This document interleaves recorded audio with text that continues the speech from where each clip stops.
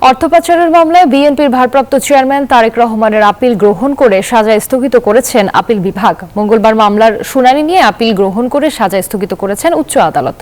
2016 সালে বিচারিক আদালতের রায় বাতিল করে তারেক রহমানকে 7 বছরের কারাদণ্ড দেন হাইকোর্ট। পাশাপাশি 20 কোটি টাকা জরিমানা করেন। দেশের পরিবর্তিত পরিস্থিতিতে এই সাজার বিরুদ্ধে লিভ টু আপিল করেন তারেক রহমান। একই মামলায় ব্যবসায়ী গিয়াস আল মামুনের 7 বছর কারাদণ্ড দিয়েছেন বিচারিক আদালত।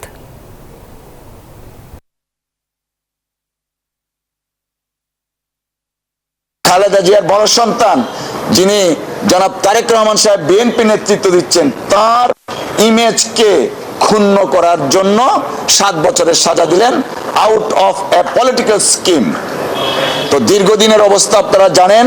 আজকে মহামান্য অ্যাপিলেট ডিভিশনের পূর্ণাঙ্গ বেঞ্চে মাননীয় আদালত শুনেছেন। এই অ্যাপিলের এগেনস্টে আমরা গিয়েছি, অ্যাপিল লিভ দিয়েছেন আমাদেরকে এবং আগামী 31 ডিসেম্বরের মধ্যে কনসাইজ স্টেটমেন্ট আমাদেরকে এবং দুদককে দাখিল করতে বলেছেন। আর সবচেয়ে উল্লেখযোগ্য হচ্ছে শেখ হাসিনা ওয়াজের যে 7 বছরের সাজা দিয়েছিলেন, সেই সাজাটা স্টে করা হয়েছে।